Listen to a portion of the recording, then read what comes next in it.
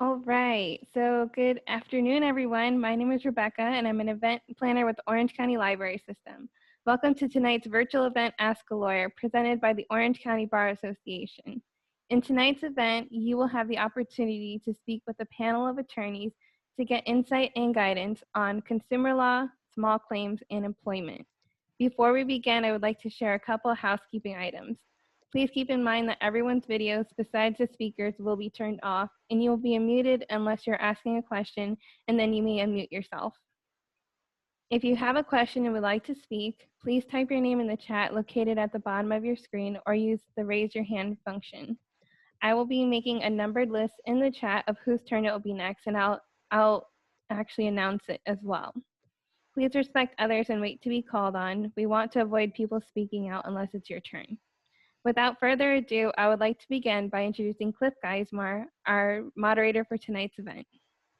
Well, good evening, everyone. My name is Clifford Geismar, Managing Attorney of the Law Office of Clifford Geismar, PA, as well as an Orange County Bar Association member. I'd like to thank you for attending our Ask a Lawyer event sponsored by the Orange County Bar Association.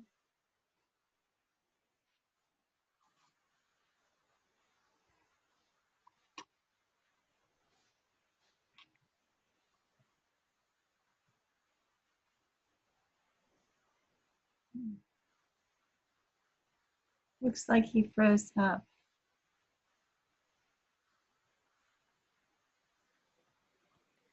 Oops, looks like we may have lost connection. We will wait a second to resume. Just gonna let him know.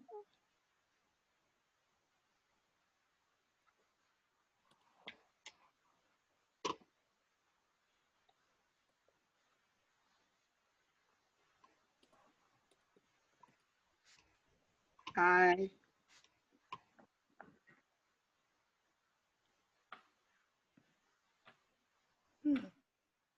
Looks like he's going to try to sign back in. Yeah.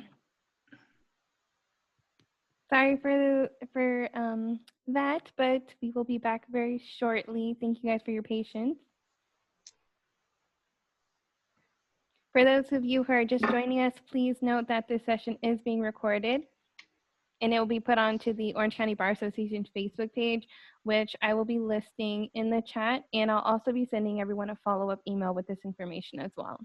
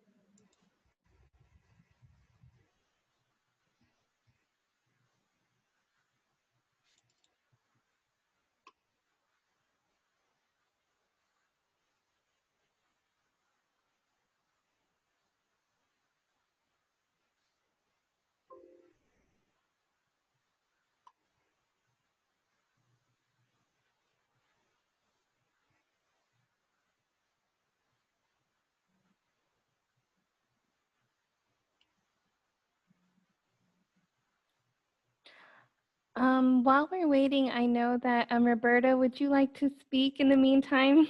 Absolutely. Yeah, thank you. I'm going to go ahead and attempt to share my screen.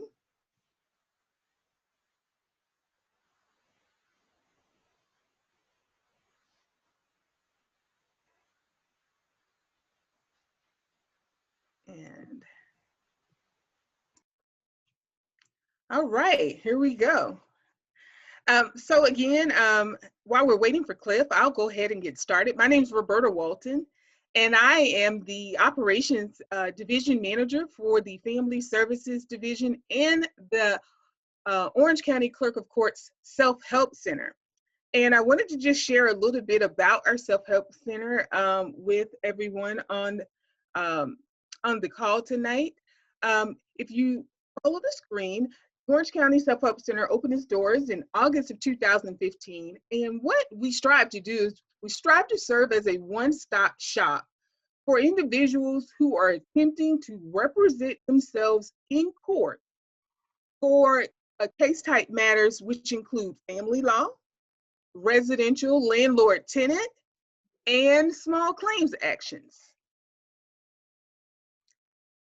So the Self-Help Center offers the following services. We provide notary and copy services. We provide triage services. We have a full service document library. We have 4 full service self-help computers for you to come in and engage to empower yourself to prepare for court. And most importantly, the last 2 items, we offer a full deputy clerk intake area where when you come in, you can purchase the documents, you can ask questions about documents, you can do your own due diligence on the computers, and you can file while you're there. We even have separate workstations, although albeit this COVID-19 environment, we do have to limit who comes in and for how long individuals stay into the Self-Help Center. And the last resource that we offer, and the reason why we're here tonight presenting, is we offer attorney consultations. So in large part, we have a huge population of individuals who say, you know, I'm just not going to hire an attorney. Either I don't have the money to hire an attorney, I don't have the interest in hiring an attorney, or you know what, I really just think I can do it myself, but I have a few questions and I need to get those questions asked and answered by an attorney. And so if that is your case, if you fall into that category, you can still contact the Orange County Clerk of Court Self-Help Center. You can go to our website, www.myorangeclerk.com, and you can literally schedule an appointment online, come in and meet with one of our attorneys. We have partnered with the Orange County Bar Association. So each one of these attorneys are members of the Orange County Bar Association. So they've been stamped and approved. And it is a panel of attorneys. So it's not like one person. It is a group of attorneys, and the OCBA has partnered with Orange County Clerk of Courts to randomly schedule attorneys, all suitable to answer questions about family law matters, residential landlord-tenant matters, and small claims actions. What's the good part about scheduling one of these attorney consultations? You're still not retaining an attorney. The attorneys will not represent you in court. They are only there to provide you some guidance and assistance about court process, court procedure, and the facts according to your case. They're there to answer your questions about how to empower yourself to represent yourself in court with one of these matters. The attorney consultations are in 15-minute increments up to 60 minutes a day. So 15 minutes, 30 minutes, 45, and 60. And they're only $1 minute. $1 a minute. So you can sit down for a 15-minute consult with an attorney for as little as $15 and ask very specific questions related to your case type. Now keep in mind, these appointments are non-refundable, and no, they cannot be rescheduled, because you know the attorneys are with us on Mondays, Wednesdays, and Fridays at the Self-Help Center. And I know you understand that these appointments get booked fast, and so it is a huge inconvenience, and quite frankly, not easy to do, to provide refunds and reschedule. And we're only talking about $1 a minute. So you can schedule as many appointments as you want throughout a week, Monday, Wednesday, or Friday, but up to 60 minutes a day. And eventually we will reopen our Apopka branch office because we were providing appointments in Apopka on Tuesdays, but due to COVID-19, we have temporarily paused that service. And so the appointments are happening and they're scheduled between 8 a.m. and 4 p.m. And right now, what's really great about the appointments is they're done virtually. So you schedule your appointment and receive a Zoom link inviting you to engage and be involved in a one-on-one exchange for your attorney consultation with one of our licensed attorneys who are members of the Orange County Bar Association. Great resource, something that Clerk Tiffany Moore Russell is extremely proud of. It's something she started when she initially got here, and she was elected into office in 2014. And as you see, we were up and running by August of 2015. It is a one-stop shop that is located on the 3rd floor, the Orange County Courthouse, in room 340. And so I've provided that information here right in front of you. Just kind of wanted to give you a screenshot of what that website looks like, where you can actually go and schedule your appointment. Right here where it says schedule attorney consultation. You go right here, and here is the address of where we're located. And if you have any questions, you can also give us a call at 407-836-6300. Really quickly before I close out and see if you have any questions for me, I just have a pictogram here that kind of shows you, here are the case types we talk about when we're talking about family law, residential evictions, and small claims. So here are all of the case types we handle in the Self-Help Center, and here are the ones that we don't. So again, we're located at the Orange County Courthouse, room 340. That is located on the 3rd floor. The Self-Help Center's hours for the 5 full-service deputy clerks that are assigned there are Monday through Friday, 7:30 a.m. to 4 p.m. And the attorney consultations are provided on Monday, Wednesday, and Friday between the hours of 8 and 4.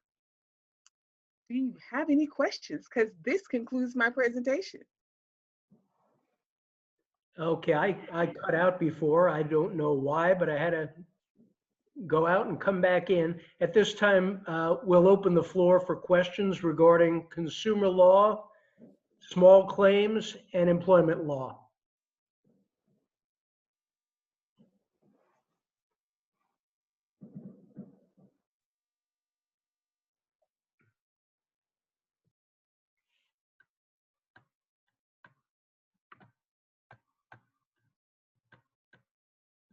And who has, does someone have the first question?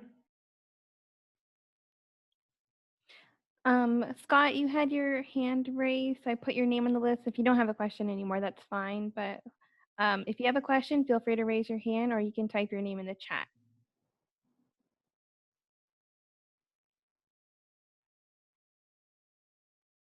Does anyone else have a question for the panel? I do. Can you hear me? Okay, I want to make sure I'm not going over the bar. Did you want to, Rebecca, is it okay if Zanita asks her question? Yeah, absolutely. Go ahead, Zanita.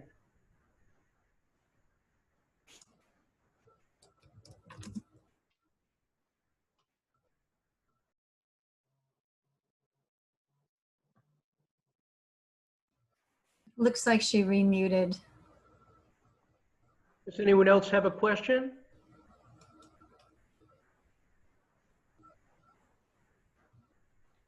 Scott or Zaneta, you guys are free to unmute yourself if you guys would like to ask a question. Yeah, hi, this is Scott. Go ahead, Scott. What's your question? Well, it's concerning family law and divorce, alimony. So is that something I could ask? Anybody there might be able to help? Well, we were answering questions on consumer law, small claims, and employment. Okay, Rebecca, I can wait. Rebecca, are we going to? Do we want Scott to? Do we want to answer? Does anyone want to answer Scott's question, or are we going to stick to the schedule and limit? I have a question on small claims. Yes, ma'am. And I have 2 small claims. One of them is that I gave money for auction to get a car, and they never produced the car nor the funds, the $7,000. And the next one, I just went into contract with getting my home remodeled, but I'm doing a refi, and they told me I couldn't remodel right now, so I asked the contractor back for the money, and they refused to give me, and in their contract doesn't state that they're not able to, or nothing like that. I just needed to get some guidance there. Who wants to field that question? I could barely hear Zenaida. Cliff, could you restate what she said? For some reason I couldn't hear it all, and I was only getting bits and pieces. I believe Zenaida said that she paid a contractor, and correct me if I'm wrong, Zenaida, but she paid a contractor, the work wasn't done, and the contractor is not giving any of the money back. And Zenaida, what did you say about the contract? Did it say anything about a return of money? That is correct. The contract states that he wasn't even supposed to collect anything until he started work. And he got $6,100 and he didn't start any work. So now he don't want to return the money. Right. I can address that, Cliff. Sure. Okay, so Ms. Smith, this is Mary Ann Etzler. So what you've got is a contract issue, but there is a possibility that there might be some criminal overtones as well. So sometimes these construction cases do fall into both the small claims case, but they also may fall into a criminal aspect if it's determined that they actually stole the money. So the first thing that you need to do is, in order to get your money back or to pursue either a civil case or a criminal case, is you need to send a demand letter to the contractor. And that demand letter just simply says, "Dear so-and-so, you and I have a contract for you to do whatever the work is," explain what that is, that you are not to be paid anything until the work was done. You demanded the money up front, which I gave to you, and tell them how much it is. You've refused to do the work. You've refused to give me a refund. I demand a refund within, give him 15 to 30 days, whatever you want to do. And tell him, if he doesn't refund the money, that you're going to pursue your legal remedies. So it's pretty simple just to send that letter demanding your money back. Now, if you tell him that you will pursue legal remedies, that doesn't limit you to just civil cases.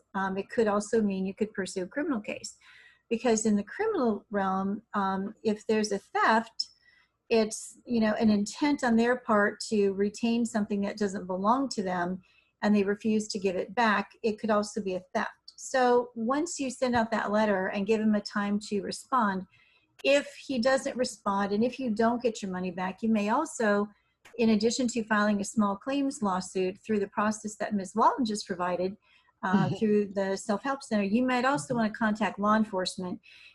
What's the name of the contractor, if you're comfortable saying it? Yes, it's Group Up Construction. I haven't heard of that one. I've dealt with many of them. I know that law enforcement is investigating several right now, so it's something that you may want to at least time to respond. If there is no response, you may want to contemplate also filing a police report and see if they will pursue it as a theft as well. And you can do both at the same time. You can file a small claims case, if you want to as well. I just would caution you, make sure you send that letter certified mail return receipt requested so that you can show proof of delivery. Okay. And if you don't know how to do that, just ask the post office and they'll tell you. I do. Okay. And make sure you keep copies of everything. Put the tracking number on your letter before you put it in the envelope. Make a copy of that, copy the outside of the envelope with your tracking sticker on it, and keep a copy of the receipt showing you paid for it. And then when you get the green card, make sure you have that too. If you need to file a lawsuit, then you're going to need to attach all of those plus your contract to your lawsuit. Excellent. Okay, that'll give you a place to start. Yes, ma'am. Next question, Barbara Robinson typed in a question, an employment question. And the question is there a time limit or allowance for the federal court to respond to initial pleadings in an employment complaint? Or how long can the court take to respond to an initial complaint file pleading. I'll go ahead and take that, Cliff. Certainly. Yeah, this is Bernie Mazzahari. So you have to file your complaint. Once your complaint is filed, you have 90 days to serve the defendant. Once you've served the defendant has 21 days to respond. If they don't respond timely, then you have to move for a default. If your question is literally how long can the judge wait to rule, the judge can take as long as he or she wants to rule on an issue. Barbara, I don't know if you can, if you're can hear, but if you want to ask a follow-up on that question, is that what you meant to ask?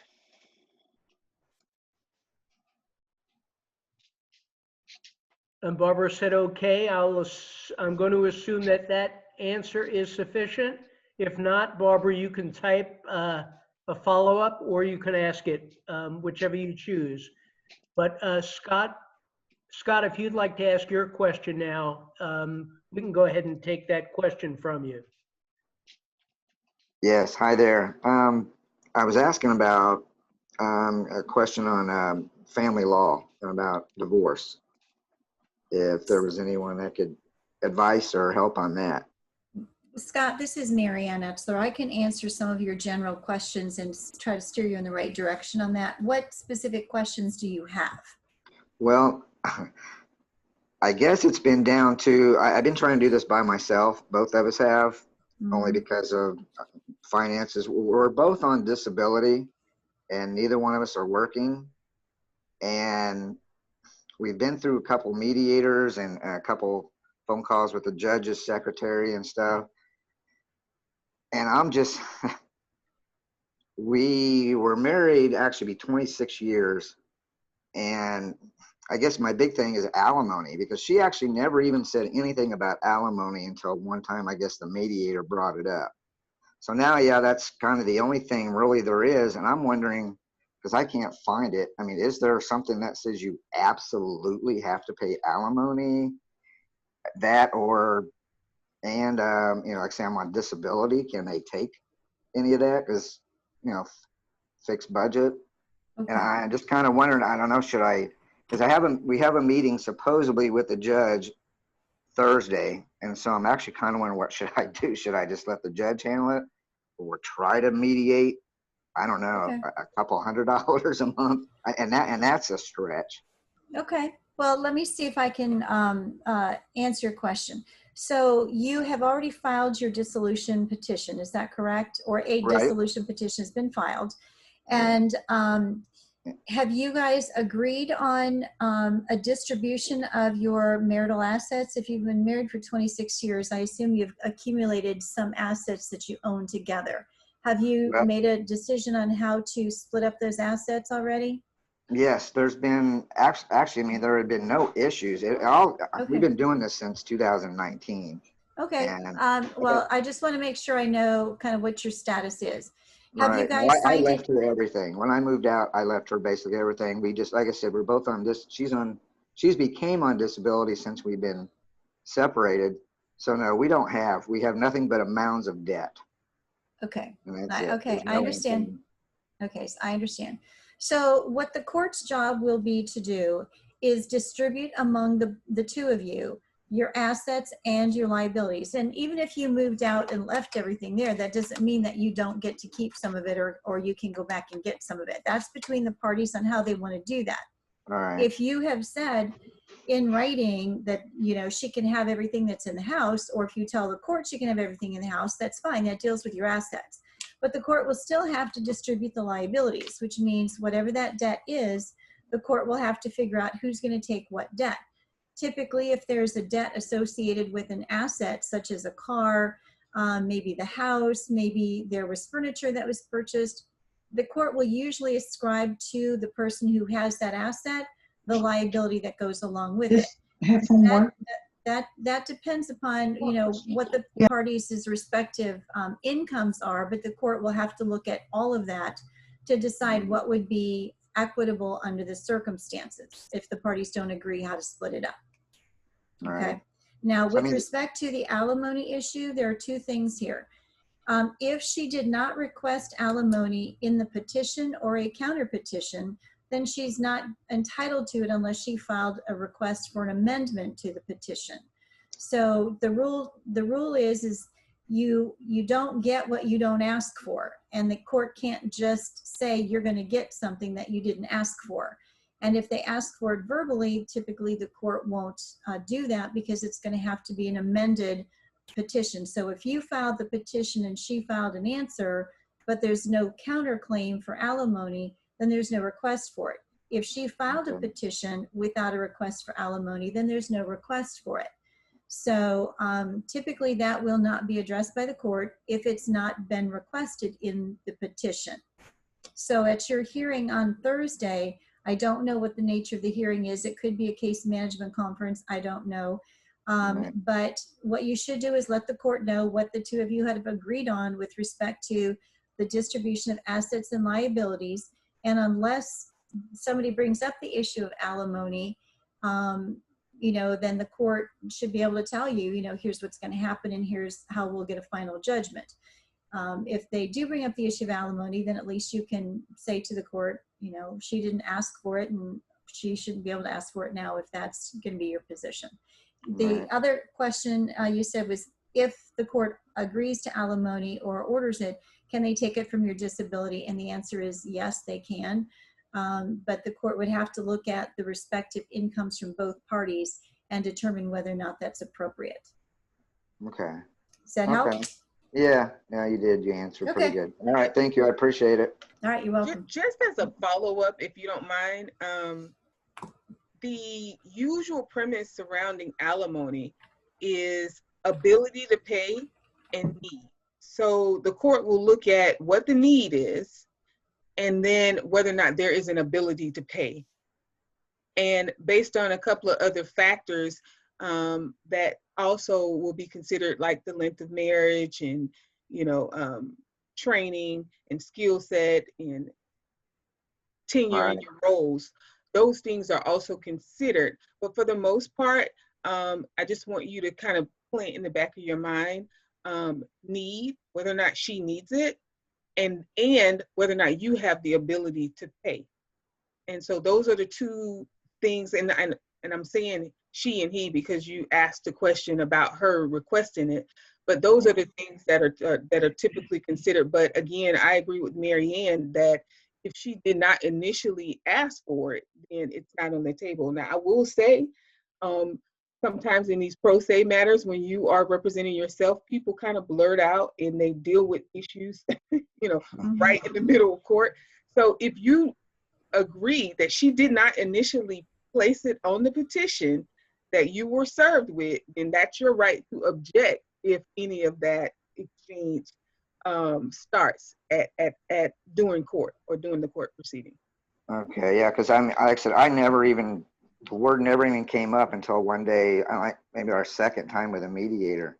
That's the only time that the word ever even came up. And then since then, because honestly, it's like the last year it's been, she just thinks I was coming back home, that our divorce, we were going to get back together. So there wasn't much to try to do.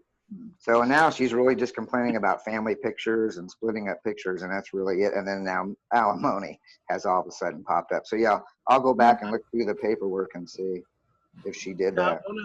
Scott, one other thing that is considered an alimony is it's a long-term marriage, 26 years. All right. The accustomed standard of living during the marriage is also considered.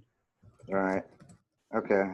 Whether you took vacations every year, whether you went out to 5-star restaurants 5 times a week, that would be considered as well. All right. Okay. All right. Well, thank you. I think Zanita had another follow-up question. Zanita wanted to know about the man that she gave the money for a car. This is different than the contract. This is a different contract, yes. What happened, this was an auction. He does auction, and we gave him the $7,000 to get the Jeep. And he didn't bring the Jeep, nor he don't have the funds. So now, but we don't know where he lives or anything right now. So for that one, I would definitely file the police report. That sounds like a pretty outright theft to me. So I would go straight to law enforcement on that and see if they can at least help locate him. And Okay. because this could be a fraudster Right. Okay. guy who does this all the time. They may already be looking for him. Who knows? But it would be True. the same. It would be the same advice as the other one, where you'd send a demand letter. You know, give me the car, give me my money, or I'm going to take legal action against you. But in this case, if you don't know where he lives and all you have is a name, you don't even know if the name is the correct name. You can't serve him with a lawsuit in person if you don't know who he is and where he is. You'd have to do that by publication. It's a little bit different than just having a process server go out there. But I think I would start with law enforcement, because that to me sounds more like an outright theft than anything else. Excellent. Okay. Thank you Okay. so much again, Mary Ann, for You're that. welcome. I think that Noelle has a question. I'm not sure if there's anyone in front of her. I don't see anyone else's name on the list. But Noelle, do you have a question you want to ask?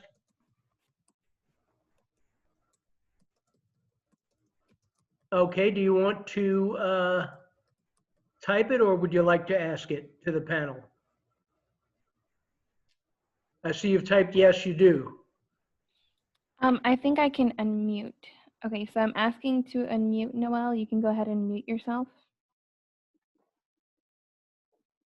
Hello? Can you hear me now? Yes. Yes, go Okay. ahead. I'm sorry, I'm having difficulty. You What I sound wanted to know is, my son had attended Kaiser University, but my son had a felony at the time, and I paid a lot of money to the school. They already knew that. In the beginning, we spoke about that, and I told him I wasn't sure if I wanted to sign up my son for Kaiser, being that he has a felony. And he was really young at the time, 18, 19. They told me that they shouldn't be a problem, that he should be able to get his state license. He was doing radiology technology. Well, he went for 1 year, and after that 1 year, he dropped out because he said that the state was not going to give him his license. And I feel like they weren't honest with me from the beginning, and I wound up paying a lot of money to the school because of this. I wanted to know if I can request a refund and go forward maybe with an attorney in this case. How much money is that issue? I know they were garnishing, the federal was garnishing his wages. And so we had sent, I think it was like 15, 16,000, so that they can stop garnishing his wages. But among that, I know we pay for the school, tuition, books, uniform. And that's the reason why he did not want to proceed, because he said that they were not going to give him a state license to work in a hospital for radiology technology or anywhere. So I just felt like I wasn't treated fair, and they weren't honest with me. And I discussed this with the counselor before we decided whether he should go to college or not. And so I think I was taking, I don't know, advantage of, I want to say.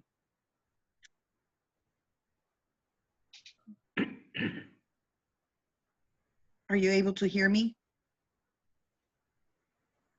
Yes, does anybody want to take that? Do you have the application? Did you fill out an application before he started? I did, and before he started, we had a meeting and we discussed about all these issues.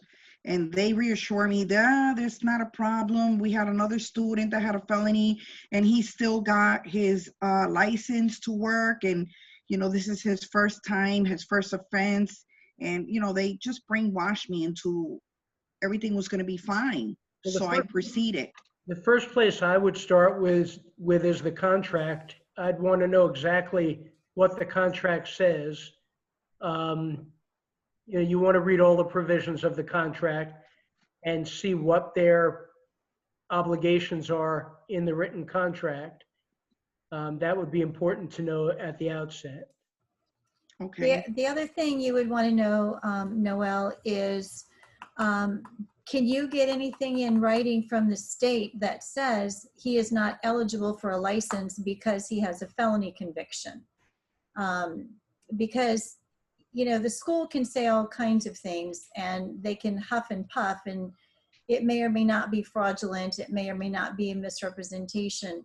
But if they specifically said to you that there's, they've had other people with felony convictions and they've gotten their license, there are different kinds of felonies. And the type of felony that your son has might fall under a category that is excluded by the state from licensing. So for instance, if it was a felony involving children, and this is a radiology degree, they may refuse to give a license for radiology because it may involve being around children. So you would need to get a couple of things. One, find out, see if you can get anything in writing from whoever said he can't get a license. That person would, or that agency has to be identified, and there has to be something in writing saying why he, you know, he's not eligible and why. And then number two, you'd have to go back, like Cliff said, look at the contract, see if there was anything in there that addresses a felony conviction for certain kinds of things, because they may have an exclusion in the contract for certain kinds of felony convictions. And if you all didn't talk about this specific one and they were just talking generally about felonies, the obligation may fall to you to have told them exactly what was going on. So They knew everything, and it has nothing to do with children, okay. but they knew. Well, okay, so, but my point is you want to make sure that before you take any steps forward against the school, that you can say affirmatively, here's why it's been denied, here's what we were told by you. Clearly, that's a misrepresentation of the law, which you knew or should have known. We discussed it in full. Here's who we discussed it with. Here's the date that we did it.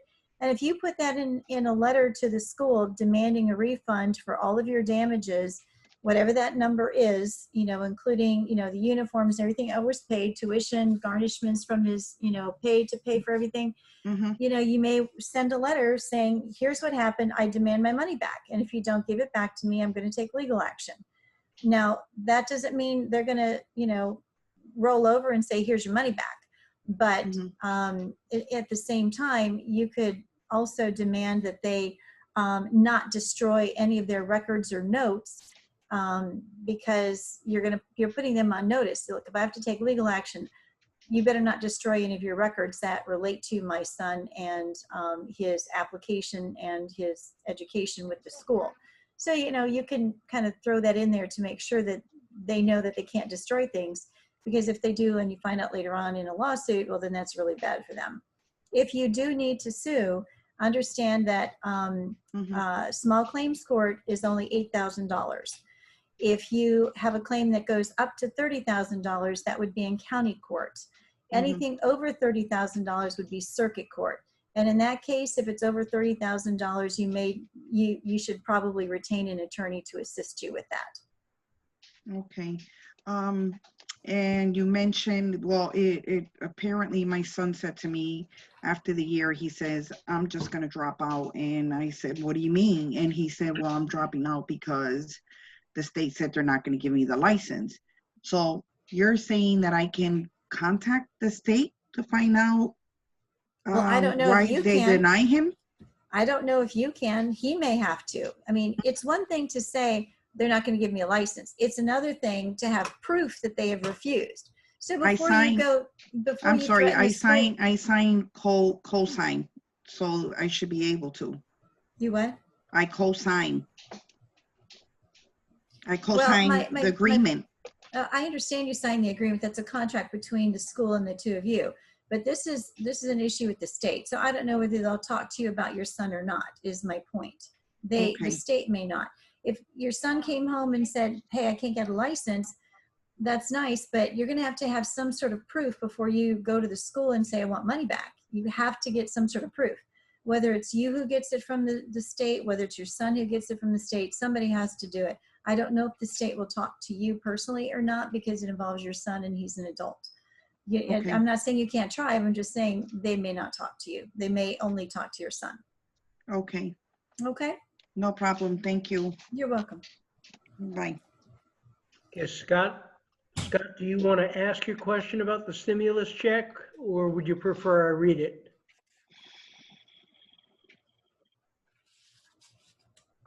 Scott has a question about a stimulus check is being held by a reloadable bank card company, Green Dot, since April 15th. Scott sent every document they've requested, and there's been no response.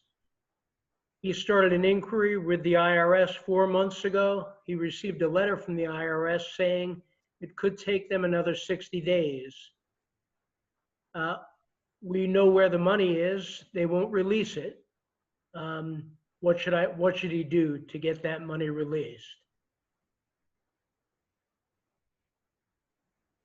I'm not sure that Scott, I'd want to get some more information from you. If you're able to tell us a little bit more about it, that might help us to answer the question for you. Okay. I think the question I have is, how did they get it to begin with? Did you direct it to go to that Green Dot company? Well, unfortunately, it's not for me. It's a friend of mine, and I did their taxes. Mhm. And yes, it did. And she moved since then, shortly after that. I don't remember, but they evidently somehow had her old address. That's what we don't understand, because the addresses are different, but they're claiming they sent her card back last year. And of course, I mean, they say that there's been no activity to it because she never received it. So we're like, okay, send another one. Well, then they're wanting all this information about her, that it's her, to verify who she is, and she's done that. I mean, her driver's license, her rental agreement, or I don't know what all she has sent. And trying to get a hold of these people, it's like trying to pull teeth, because all you get is out of the country, customer service.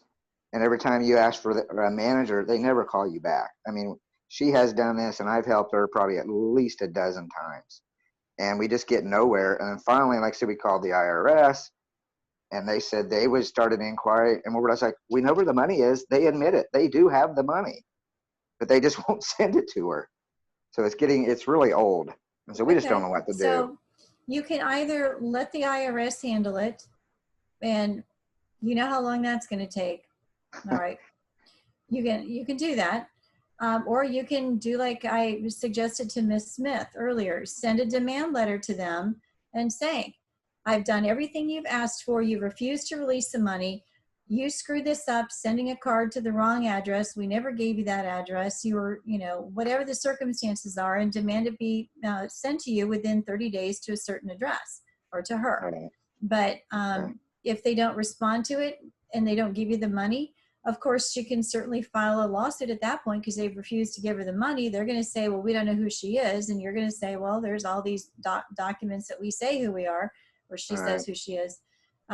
So I think you have two routes. You can either let the IRS deal with it. It's going to take a while, or you can have her send a letter to them demanding the release of the money, having complied with all the terms and conditions they requested to get it re-released. And it was done after they messed it up.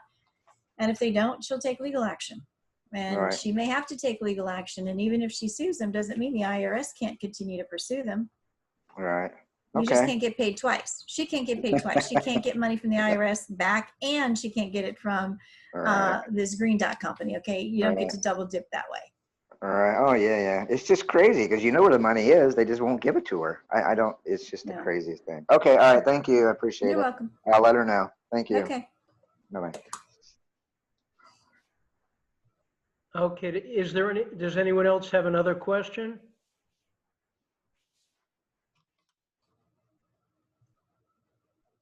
Well, I got cut off if there are no questions, I'll finish the introduction that I didn't finish. I've been asked to give the rest of the introduction. I started telling everyone about the Orange County Bar Association. I was just, before I got cut off, I was going to say that some of the programs include our members' pro bono work with the Legal Aid Society of the Orange County Bar Association. our lawyer referral and information service, our Law Week program for school children of Orange County, and our free citizen dispute and family law mediation program. The citizen dispute and family law mediation are facilitated by an impartial professional mediator who listens to both parties and encourages a resolution that is satisfactory to both parties. By reaching a settlement, both parties avoid court costs and the uncertainty of a trial outcome. This is a free program for anyone residing in Orange County. Tonight's Ask a Lawyer event is just one of these programs, and we hope you're enjoying it so far and that you feel free to ask more questions that you have about consumer law, small claims, and employment law. And, we've been taking some other questions as well in other areas of law. You've met the attorneys on the staff at this point. Orange County Bar Attorneys Marianne Etzler from Etzler Law, PA, and Bernie Mazahari from Mazahari and Mazahari. And they are here to help guide you through some of the issues as they've been doing, some tough issues that you may have and you may want to know about. This session is being recorded and shared on the Orange County Bar Association's Facebook page. So please be sure to like the page if you're on Facebook. We will take other questions. We still have time for other questions if there are any. I have a question. Yes. I wanted to know, my son's in ADHD, my younger son, and I wanted to know, is he eligible for Social Security?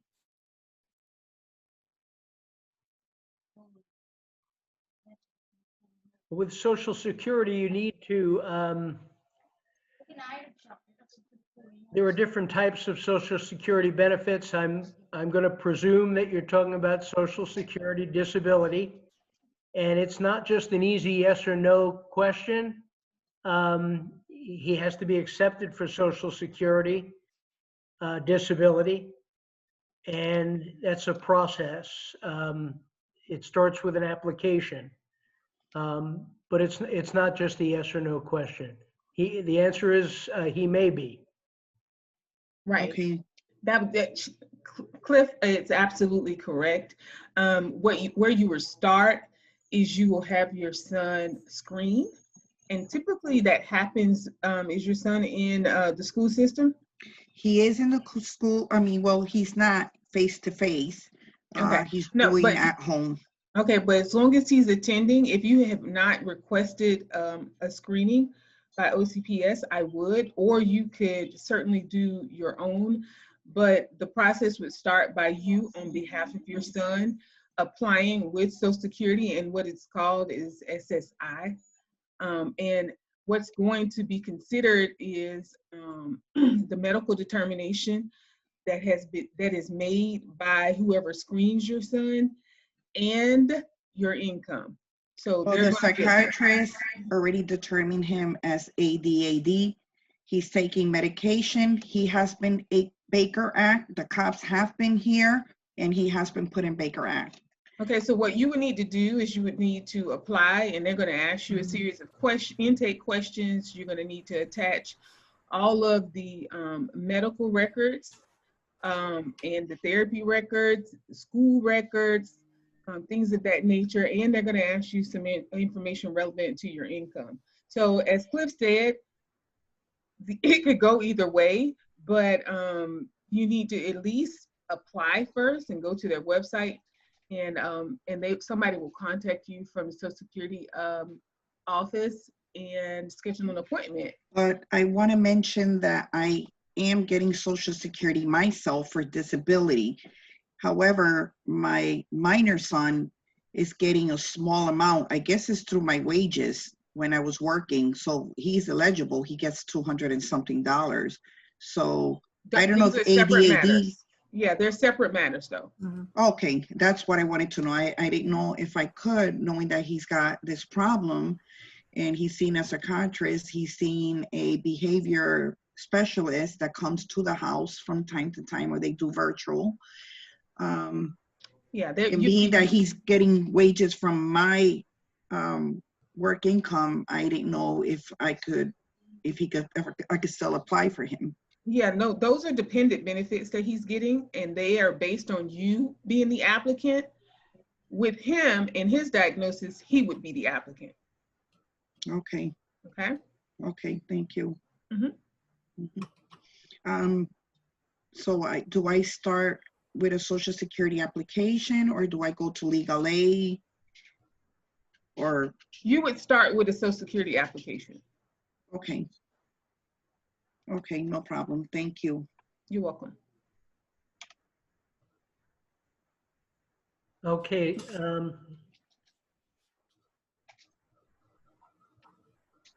Let's see. Does anybody else have any more questions? I don't see anybody on the chat with another question,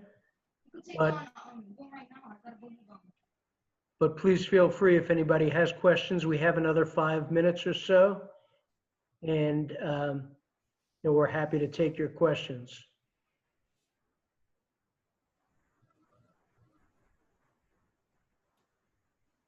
Hi, everyone. Feel free to still ask your questions. I'm just coming back on with some announcements. So just to let you guys know, in January, we will be having our next virtual Ask a Lawyer event. The topic of the panel will be landlord-tenant law during the COVID-19 pandemic. So please feel free to make note of that. I will add it into the chat so that you guys are aware of it. I'll also be sending you guys an email after the event is finished with information and some of the links to the resources that were mentioned in the event today. So look forward to that, and I'll let you guys go ahead and ask any more questions. And in the meantime, thank you so much to all of our speakers tonight, and thank you for the attendees for showing up and being with us virtually today. Thank you. Okay, again, are there any other questions? Please feel free to ask us. If there are no questions, we'll close out the event, and everybody have a great night.